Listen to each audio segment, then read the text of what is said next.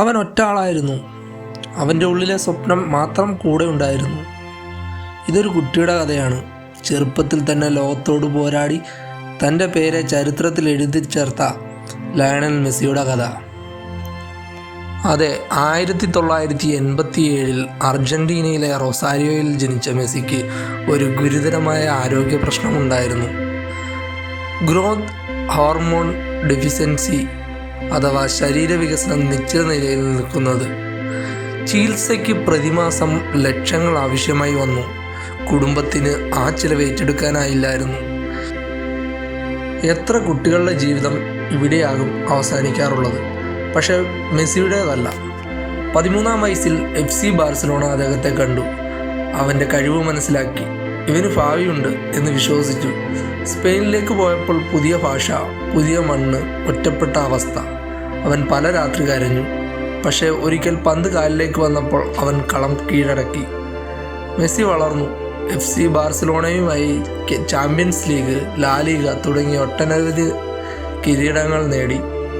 അവൻ്റെ ചുവടുകൾ ലോകത്തെ വളഞ്ഞു. അവൻ കളം കണ്ടപ്പോൾ കാണികൾ ശ്വാസം മുട്ടിയിരുന്നു. അത്രമേൽ അത്ഭുതകരമായിരുന്നു അവൻ്റെ കളി. പക്ഷേ നാഷണൽ ടീമിൽ എല്ലാം എളുപ്പമായിരുന്നില്ല. 2014 FIFA final, 2015 Copa final, 2016 final എല്ലാം തോൽവി. ലോകം ചോദിച്ചു, മെസ്സിക്ക് രാജ്യത്തിനു വേണ്ടി കളിക്കാനാവില്ലേ? താൻ നാഷണൽ ടീമിൽ നിന്നും വിരമിച്ചെന്ന് അദ്ദേഹം പ്രഖ്യാപിച്ചു.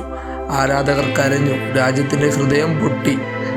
അവൻ തിരികെ വന്നു, വീണ്ടും നോക്കുവാൻ, വീണ്ടും ശ്രമിക്കാൻ. 2021 അർജൻറ്റീനയുടെ കാത്തിരിപ്പിന് അവസാനം.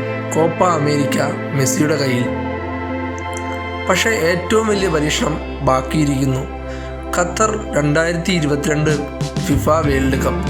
മെസ്സി 35 വയസ്സുള്ള നായകൻ. അവൻ പ്രഖ്യാപിച്ചു, ഇതെൻ്റെ അവസാന ലോകകപ്പ്. ഫൈനലിൽ ഫ്രാൻസിനെതിരെ തകർപ്പൻ മത്സരം, പെനാൽറ്റി ഷൂട്ടൗട്ട് വരെ പോയ കളി. അർജൻറ്റീന വിജയിച്ചു. മെസ്സി കപ്പുയർത്തുന്നു. അതൊരു ട്രോഫിയല്ല, അതൊരു ജീവിതത്തിൻ്റെ ജയമായിരുന്നു. മെസ്സി നമ്മെ പഠിപ്പിച്ചത്, ശരീരത്തിന് പരിമിതി ഉണ്ടാകാം, പക്ഷെ മനസ്സിനില്ല.